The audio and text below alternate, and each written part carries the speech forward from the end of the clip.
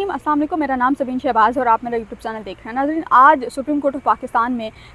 बहुत अहम डेवलपमेंट्स जो हैं वो हुई हैं और जस्टिस मंसूर अली शाह आज जो है वो हमने देखा है कि नए चीफ जस्टिस के आने के बाद आज पहली दफ़ा जस्टिस मंसूर अली शाह सही फॉर्म में नज़र आए हैं। आज जब समात का आगाज़ हुआ तो आपको ये बताया था कि जुमेरात के रोज़ बुध के रोज़ जो है वो एक बेंच टूटा था और वो उस बेंच के सामने जो केस जुमेरात के रोज़ होना था वो जुमेरात के रोज़ मुकर्रर किए जाने का कहा गया था। और जुमेरात के रोज़ वो जब बेंच के सामने मुकर्रर हुआ तो जस्टिस शकील अब्बासी जो कि उस बेंच में शामिल थे वो कराची में उसके फैसले कर चुके थे, तो वो फिर उस तरह से बेंच में नहीं बैठ सकते थे। जस्टिस मंसूर अली शाह के ने ऑर्डर लिखवाया था जुमेरात के रोज़। उन्होंने कहा था कि पीर के रोज़ जो पुराना बेंच है जिसमें जस्टिस मंसूर अली शाह, जस्टिस आयशा मलिक और जस्टिस जो है वो इरफान सादत शामिल हैं, उनको बेंच में शामिल किया जाएगा। आज उस बेंच के सामने असूलन ये केस मुकर्रर किया जाना था, लेकिन वो केस समात के लिए मुकर्रर नहीं हुआ। जब समात का आगाज़ हुआ तो जस्टिस मंसूर अली शाह ने ये कहा, जो वकील थे सलाहुद्दीन, वो अदालत के सामने उन्होंने ये कहा कि अदालती अहकामात थे कि आज के समात के लिए मुकर्रर किया जाना था। मैं कराची से सिर्फ इस केस के लिए आया हूँ, लेकिन ये केस कॉज लिस्ट में नहीं है और कॉज लिस्ट इस केस की जारी नहीं की गई। जिस पर जस्टिस मंसूर अली शाह साहब ने कहा कि जी अदालती अहकामात थे कि ये केस आज समात के लिए मुकर्रर किया जाना था, क्यों समात के लिए मुकर्रर नहीं हुआ। जिस पर जो एडिशनल उसी वक्त जस्टिस मंसूर अली शाह ने जो अदालती अमला है उसको ये कहा कि एडिशनल रजिस्ट्रार को जो है वो अदालत में बुलाया जाए। एडिशनल रजिस्ट्रार जो है वो अदालत, फिर 5 से 7 मिनट के वक्फे के बाद एडिशनल रजिस्ट्रार जो है वो अदालत नहीं आए, लेकिन जो डिप्टी रजिस्ट्रार हैं वो अदालत के सामने पेश हुए और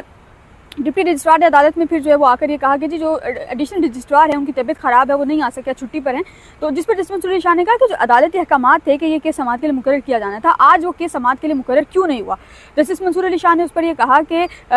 हमने वाज़ह किया था कि जुमेरात के रोज़ के आज ये समात के लिए मुकर्रर होगा और पुराने बेंच के सामने मुकर्रर किया जाएगा, लेकिन कॉजेज़ जारी नहीं की गई। फिर जस्टिस आयशा मलिक ने कहा कि हमने और भी बहुत से केसेस ऐसे हैं जो समात के लिए मुकर्रर किए थे, तो वो केसेस भी समात के लिए मुकर्रर नहीं हुए। फिर जस्टिस मंसूर अली शाह साहब ने कहा कि जी टैक्स से मुतालिक जो केसेस हैं वो भी समात के लिए मुकर्रर थे। उस पर फिर जो डिप्टी रजिस्ट्रार हैं उन्होंने अदालत को जवाब दिया। उन्होंने कहा कि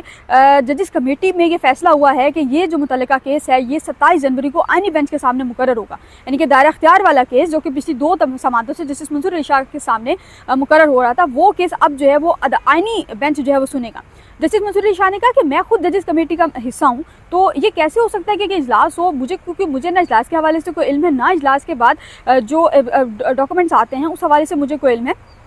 बहरहाल जस्टिस मंसूर अली शाह ने कहा कि अगर कोई जजिस कमेटी हुई है तो उसके जो तहरीरी फॉर्म में या उसका जो मीटिंग मिनट्स होते हैं वो लाकर जो है वो दे दें। फिर समात में जो है वो फिर 5 से 10 मिनट का वक्फा किया गया। 5 से 10 मिनट बाद जो है डिप्टी रजिस्ट्रार दोबारा अदालत में पेश हुए और उन्होंने फिर अदालत को जो है वो ये बताया कि जजिस कमेटी के हवाले से जो है वो कोई तहरीरी चीज़ मुझे इस वक्त तक जो है वो नहीं मिल सकी। जिस पर जस्टिस मंसूर अली शाह ने जो एडिशनल रजिस्ट्रार हैं उनको तौहीन अदालत का शोकाज नोटिस जारी किया है और ये वाज़ह किया है कि वो कल अदालत में ज़ाती हैसियत में पेश हों और वो ज़ाती हैसियत में पेश होकर इस चीज़ का जवाब दें कि ऐसा क्या हुआ कि एक मीटिंग हुई, मीटिंग का इल्म जस्टिस मंसूर अली शाह को नहीं। उन्होंने कहा कि ऐसा क्या हुआ कि कॉज लिस्ट जो है वो कैंसिल की गई और आनी बेंच के सामने ये केस समात के लिए मुकर्रर हुआ। अच्छा, जस्टिस आयशा मलिक ने ये कहा कि जी मेरी जो है वो अदालती तारीख में ये पहली दफ़ा ऐसा हुआ है कि कोई केस जो है वो आनी बेंच को शिफ्ट किया जा रहा है और इस तरह से कॉज लिस्ट जो है वो कैंसिल की जा रही है। डिप्टी रजिस्ट्रार जब वक्फे के बाद दोबारा अदालत में आए तो उन्होंने अदालत को कहा कि जजिस कमेटी का कोई तहरीरी हुक्मनामा जो है वो अभी तक मौसूल नहीं हुआ। जस्टिस मंसूर अली शाह ने कहा कि कमेटी को हुक्म नहीं मिला तो केस जो है वो क्यों मुकर्रर नहीं किया गया। जस्टिस आयशा मलिक ने फिर ये कहा कि मुकर्ररा शुदा केस जो है वो आईनी बेंच को कैसे ट्रांसफ़र किया जा सकता है, जबकि 2 समातें ऑलरेडी कमर अदालत में जो है वो हो चुके हैं। जस्टिस शकील अब्बासी फिर बोले, उन्होंने कहा कि जी चीफ जस्टिस समेत किसी के पास मुकदमा ट्रांसफ़र करने का इख्तियार नहीं है। ये जस्टिस शकील अब्बासी कह रहे हैं कि चीफ जस्टिस समेत बशमूल चीफ जस्टिस किसी के पास इख्तियार नहीं है कि अगर एक केस इस अदालत में मुकर्रर है तो वो केस दूसरी अदालत में जो है वो ट्रांसफ़र कर दिया जाए। जस्टिस शकील अब्बासी ने कहा कि जब मैं सिंध हाई कोर्ट में था तो हमारे साथ भी इसी तरह का कुछ करने की जो है वो कोशिश की गई थी, लेकिन सिंध हाई कोर्ट के जो चीफ जस्टिस है उन्हें मजबूर होकर जो मुकदमात है वो हमारे सामने ही सुनने पड़े थे। बहरहाल ये जस्टिस मंसूर अली शाह जो है वो आज सही फॉर्म में नजर आए। उन्होंने तौहीन अदालत का जो है वो नोटिस जारी किया है एडिशनल जो रजिस्ट्रार है उनको और कहा है कि वो कल ज़ाती हैसियत में पेश हों और वो पेश होकर जो है वो ये वाज़ह करें कि केस समात के लिए मुकर्रर क्यों नहीं किया जा सका। दूसरा, आज आईनी बेंच के सामने भी कुछ केसेस समात के लिए मुकर्रर थे। एक इमरान खान और शेर अफजल मरवत के जो तौहीन अदालत के केसेस हैं वो आज इमरान खान और शेर अफजल मरवत की धांधली के हवाले से 8 फरवरी की जो धांधली है उस हवाले से जो केसेस हैं वो भी आज समात के लिए मुकर्रर थे। जब समात का आगाज़ हुआ शेर अफजल मरवत के जो वकील है हनीफ राही वो अदालत में पेश, उन्होंने कहा कि हमें गुज़िश्ता रात, क्योंकि गुज़िश्ता रात कॉज लिस्ट जब बड़ी जल्दी में तब्दील हुई है, मिलिट्री ट्रायल वाला केस था लेकिन वो नहीं हो सका, वो कैंसिल कर दी गई। जस्टिस शाहिद बिलाल की गैर मौजूदगी की वजह से या दम दस्तियाबी की वजह से वो कॉज लिस्ट जो है वो कैंसिल कर दी गई। अच्छा, उस केस की समाअत जब शुरू हुई तो अदालत ने, हनीफ राय ने कहा जी कि मुझे तो तैयारी के लिए वक्त चाहिए, क्योंकि जो ऑब्जेक्शंस हैं वो मेरे तक आई नहीं है, जिस पर अदालत ने जो है वो उनको भी वक्त दे दिया। लेकिन हामिद खान जो है वो अदालत में पेश, उन्होंने कुछ चीज़ें जो है वो अदालत को बताई। उन्होंने कहा कि जी हमने ये देखना है कि जो आर्टिकल 184(3) में दायरा इख्तियार जो है वो दिया गया या नहीं, जिस पर जस्टिस मंसूर अली शाह ने कहा कि अगर आप ये, जस्टिस जमाल खान ने कहा कि अगर आप ये समझते हैं कि इलेक्शन कमीशन जानिबदार है तो मुतल्लिका फोरम पर जो है वो आप क्यों नहीं गए, या मुतल्लिका फोरम पर जो आपको जाना चाहिए था। जैसे जमाल खान मंदुखिल ने फिर ये कहा कि हर उम्मीदवार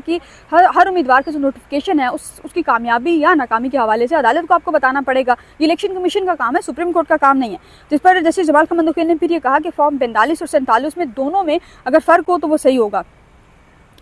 अच्छा, जिस पर जैसे मोहम्मद अली मजहर ने फिर ये कहा, क्योंकि ये सवालात ऐसे हुए तो फिर हामिद खान ने कहा कि मैं सिर्फ आज ऑब्जेक्शन दूर करवाने आया था, लेकिन आप लोग मेरिट पर जो है वो सवाल कर रहे हैं। फिर जिस पर जैसे मोहम्मद अली मजहर ने कहा कि हामिद साहब आप जो है वो आइंदा समाअत पर तैयारी के साथ जो है वो आइएगा।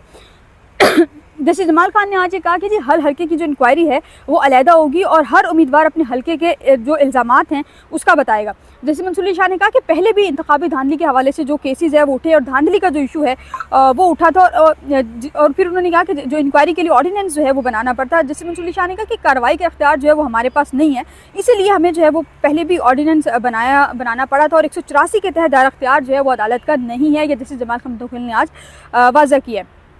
अच्छा, हामिद खान ने आज इसी केस में इमरान खान के जो अदालत जो धांधली वाला केस है, हामिद खान ने इस केस में कहा अदालत को कि इस अदालत की कमज़ोरी है कि अदालत अभी तक 100 मोटर नहीं ले सकी। जिस पर जैसे जमाल खान मंदुखिल बड़ा भड़के, उन्होंने कहा कि आप हामिद साहब आप सीनियर वकील हैं, अल्फाज का चुनाव देखभाल कर करें, आप एक सीनियर वकील हैं और आप हमारी अदालत में खड़े हैं। बहरहाल फिर डिप्टी अटॉर्नी जनरल जो है वो अदालत में, उन्होंने कहा कि जी जो 8 फरवरी को हुआ, हामिद खान ने ये भी कहा कि जी 8 फरवरी को जो कुछ हुआ उसको हम अभी तक भुगत रहे हैं। जैसे जमाल खान ने कहा, डिप्टी अटॉर्नी जनरल जो है वो आए और उन्होंने कहा जी कि ये जो मामला है, ये डिप्टी स्पीकर ने भी इस पर जो है एक कमेटी बनाई है धांधली के हवाले से, जिस पर जैसे जमाल खान ने कहा कि हमारा जो है वो इस कमेटी से या धांधली के हवाले से जो केस